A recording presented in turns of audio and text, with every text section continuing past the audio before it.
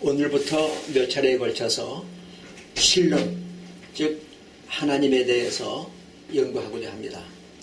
그 첫 번째로 하나님의 존재에 대해서 말씀을 드리겠습니다. 하나님이 계시냐 하는 것은 신학의 기초입니다. 하나님이 계시지 않다면 하나님에 대하여 연구하는 것도 허무한 일이겠죠. 그러나 많은 사람들은 하나님을 자기의 눈으로 확인하고 싶어 합니다. 예수님을 따라다니며 3년 동안 말씀을 배운 빌립이라고 하는 사람도 예수님에게 그렇게 질문했습니다. 우리에게 아버지를 보여주시옵소서. 그때 예수님께서는 너희가 나를 여지껏 보아왔는데 어찌 하나님을 보이라 하는가? 나를 본 자는 곧 아버지를 본 자다 말씀하셨습니다. 여전히 우리들은 하나님을 눈으로 확인하고 싶어 합니다. 그러나 이 성경은 하나님이 계시냐 아니 계시냐 하는 것을 논의하는 책이 아니라 창세기 1장 1절에 보면 태초에 하나님이 천지를 창조하시니라. 하나님, 그 하나님이 계시다고 하는 것을 전제로 해서 하나님이 어떤 분이시고 또 무슨 일을 하셨고 또 그분이 원하시는 일이 무엇인가 하는 것들을 나타내기 위한 것이 성경입니다. 하나님의 존재를 증명하는 책이 아니라 하나님의 성품, 하나님의 뜻, 하나님의 행하심, 역사 이런 것들을 가르치기 위해서 성경에 기록되어 있는데 이 성경에서 하나님이 실제로 존재하신다고 하는 사실은 신학의 가장 기초가 되는 것인데 사람들은 눈으로 보지 않으면 없다고 생각을 합니다. 그러나 이 공간에도 수많은 전파가 있죠. 또 현미경으로 봐야 알 수 있는 세균이 많이 있어요. 요즘은 또 날씨가 추워서 감기가 많이 도는데 이 감기균, 이 독감균 이런 것들이 눈에 보이진 않습니다. 그러나 그 샘플을 갖다가 현미경 밑에 놓고 보면 여러 가지로 바이러스가 나타나는데 인간의 눈으로 안 보인다고 해서 없다고 하는 사람은 아마 미련한 사람 내지는 그 정신이 없는 사람이라고 해야 되겠죠. 전기가 눈으로는 안 보입니다. 그러나 코드에 손을 대보면 찌르륵 하면서 여기 전파가 있구나, 전기가 흐르는구나 하는 사실을 알게 되는 것처럼 우리 인생을 살아가면서 눈에 보이지 않는 것은 없다고 하는 말 하지 마시고 하나님이 실제하신다고 하는 사실, 선교 역사를 보면 평양 시내 거리에서 한글을 배운 그 서양 선교사님들이 예수님을 전합니다. 이걸 노방전도라고 얘기하죠. 그러니까 평양에 있는 한국 사람들이 보니까 신기하잖아요. 키는 커다랗고 눈은 시퍼렇고 코는 커다랗고 저게 사람인가 하는데 이분들이 우리 말을 배워서 여러분 예수 믿고 구원받으세요. 그리고는 천국에 같이 갑시다.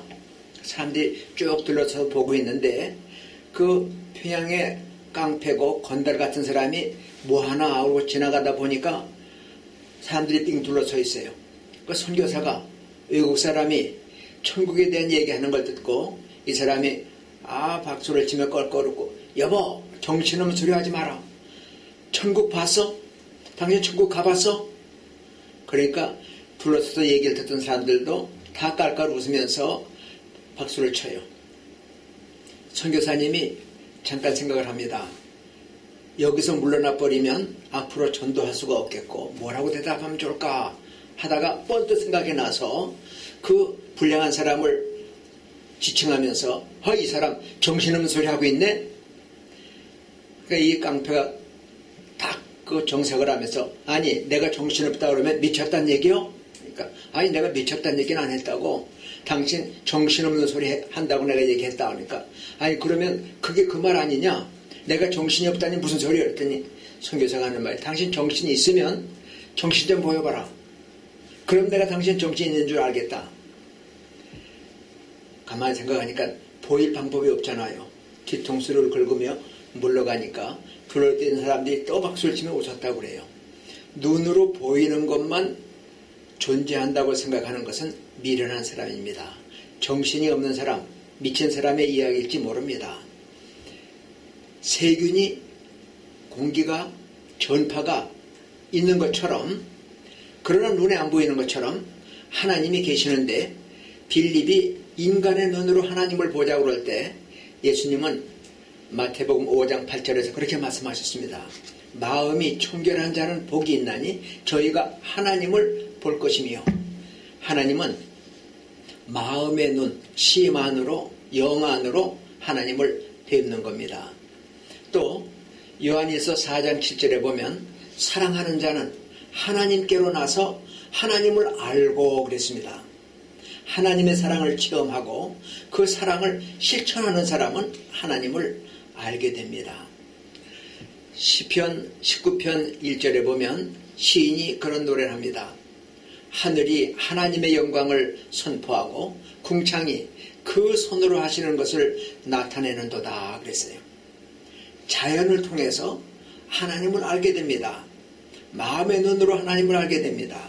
사랑을 통하여 하나님을 알게 됩니다. 그래서 믿음장이라고 부르는 히브리서 11장 6절에 보면 하나님께 나아가는 자는 반드시 그가 계신 것과 자기를 찾는 자들에게 상 주시는 이심을 믿어야 할지니라 얘기를 했어요. 하나님께 나아가는 자, 하나님이 계시다고 하는 사실을 믿어야 이게 하나님을 기쁘시게 하고, 이러한 신앙을 기초로 해서 우리가 하나님을 더 잘 알고 사랑하고 하나님을 섬길 수가 있게 되는 것입니다. 그러므로 하나님이 계시냐 안 계시냐 하는 게 아니라 하나님께 나아가는 자들은 하나님이 계신 것을 믿는 이것이 전제되어야 할 것입니다. 창세기 1장 1절에 보면 하나님께서는 태초에 하나님이 천지를 창조하시니라. 태초부터 하나님이 계셨다. 여기 태초는 인간 세상이, 우주가 만들어지는 물질의 태초지만은 요한복음 1장 1절에 보면 태초에 하나님이 계시니라. 이 태초, 영원 무궁한 태초, 그때부터 하나님이 존재하셨습니다. 그러니까 이 창세기 1장 1절 성경 전체를 여는 열쇠와 같은 구절에서도 하나님이 계신 것을 전제로 해서 그의 실제를 기초로 해서 신학이 전개되고 있습니다. 하나님이 계시다고 하는 사실, 그 하나님이 천지를 만드신 창조자라고 하는 사실을 성경이 가르쳐주고 있는 것입니다. 어떤 예수 잘 믿는 천문학자에게 아주 하나님의 존재를 부인하는 무신론자 친구가 있었어요. 인간적으로는 가깝지만 신앙적으로는 대화가 안 통합니다. 그래서 이 천문학자가 정성을 기울여서 입체로 그 별들의 모양을 만든 입체 성자들을 만들었어요. 그리고 자기 집 앞에 놔뒀습니다. 어느 날 무신론자 친구가 놀러 오다가 보니까 집 앞에 아주 멋있는 별 입체도가 있어요. 그걸 보면서 이야, 참 잘 만들었네. 시간 많이 걸렸겠는데 이거 자네가 만든 거예요? 천문학자가 시침을 뚝 떼고 아니요, 저절로 만들어진 거야. 그러니까 이 무신론자가 이 사람 농담해. 이게 저절로 만들어져? 자네가 만든 거 아니야? 그러니까 이 천문학자도 정색을 하며 이 사람아, 이 많은 것 하나도 저절로 만들어지지 않는다고 자네가 말하면서 어찌하여 더 위대한 하늘과 땅, 이것이 저절로 만들어졌다고 얘기하느냐 하면서 그 무신론자 친구를 책망했다고 하는 말이 나옵니다. 히브리서 3장 4절에 보면 집마다 지은이가 있으니 세상을 만드신 분은 하나님이라고 기록을 하고 있습니다. 집 저절로 세워지지 않죠. 기술자들이 여러 날 아니면 여러 달 여러 해를 거쳐서 집을 짓습니다. 집마다 지은이가 있듯이 이 세상을 창조하신 분은 하나님이십니다. 그러므로 로마서 1장 20절에 그런 얘기가 있습니다. 창세로부터 그의 보이지 아니하는 것들, 곧 그의 영원하신 능력과 신성이 그의 만드신 만물에 분명히 보여 알게 되나니 그러므로 저희가 핑계치 못할지니라. 로마서 1장 20절에 나온 이 말씀처럼 자연을 통해서 하나님을 발견할 수 있습니다. 하나님의 그 영원하신 능력, 그 신성이 그의 만드신 만물에 분명히 보여 알게 된다고 했습니다. 그러므로 인간의 육안, 우리 눈으로 하나님을 발견하지 못했기 때문에 하나님을 몰랐습니다. 핑계할 수가 없다는 얘기입니다. 그의 만드신 만물에 그의 영원하신 능력과 신성이 분명히 나타났고, 그리고 하나님을 사랑하는 자, 마음에 화평이 있는 자, 그리고 하나님을 참 말씀을 따라 믿는 자는 마음의 눈으로 사랑을 통해서 하나님을 발견할 수 있기에 하나님이 계시다고 하는 사실, 이게 바로 신학의 기초입니다. 오늘도 세상을 만드신 하나님은 나와 여러분의 생명을 주장하셔서 아침마다 새로운 생명을 우리에게 공급해 주시고 날마다 새날을 우리에게 공급해 주시는 창조의 하나님이십니다. 물론 창조는 여세 동안 완성이 되었습니다만은 날마다 새롭다. 우리의 겉사람은 날마다 약해지지만 우리의 속은 날마다 새롭다고 하는 것처럼 날마다가 하나님이 주시는 선물이며 날마다가 하나님이 주시는 생명입니다. 나의 생명을 주장하시고 우주와 만물을 지배하시는 하나님을 사랑하고 하나님을 경배하며 순종하는 저와 여러분이 되시기를 부탁하며 축원합니다. 감사합니다.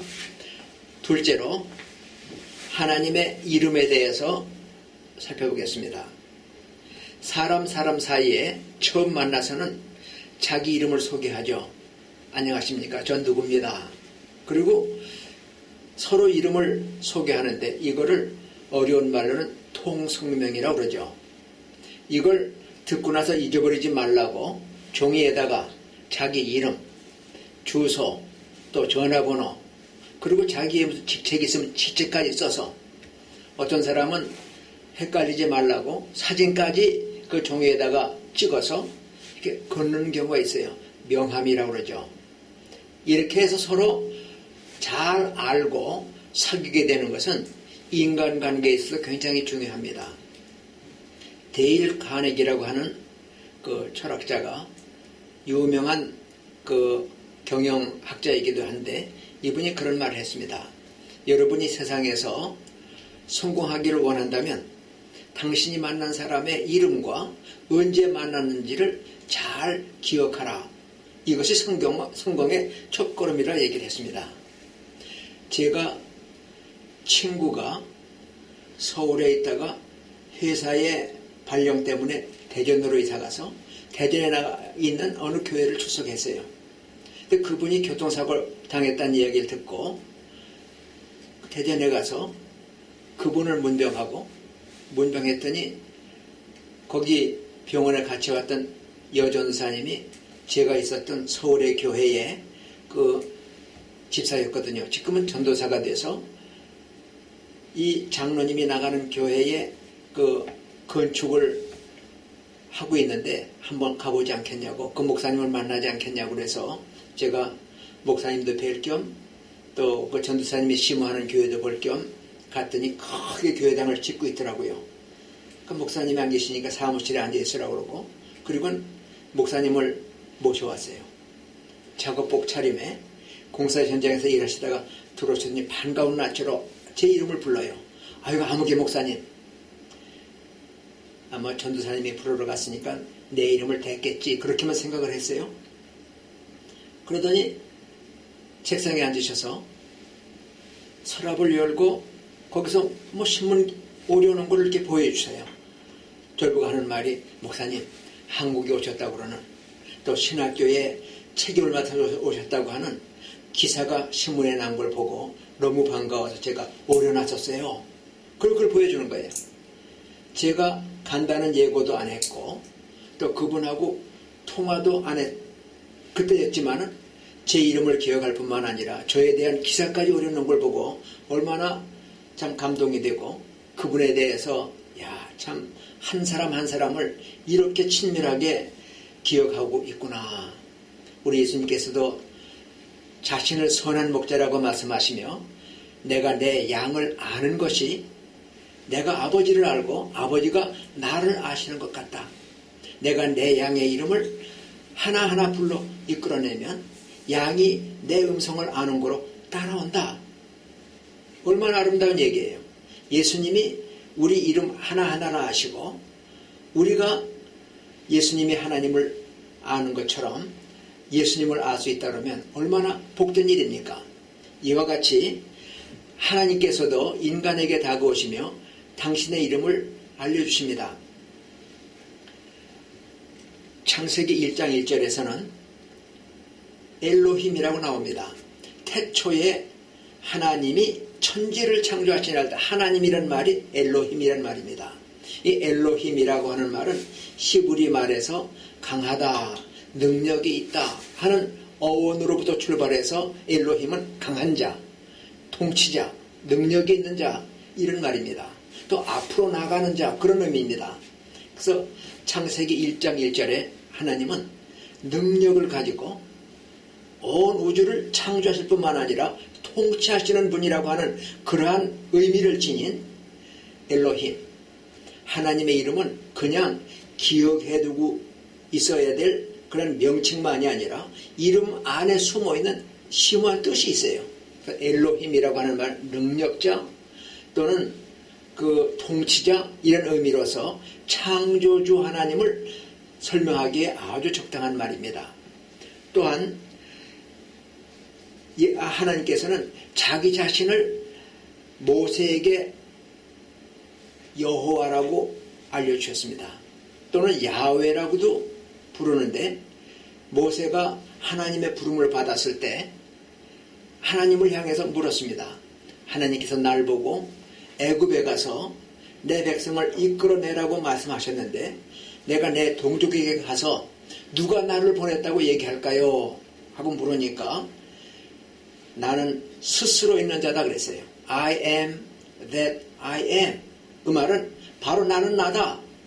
누가 만들어줘서가 아니라 어느 날 갑자기 생긴 게 아니라 영원 전부터 영원까지 스스로 계신 자, 다시 말하면 자존자 이런 의미가 여호와 또는 야훼라고 하는 말입니다.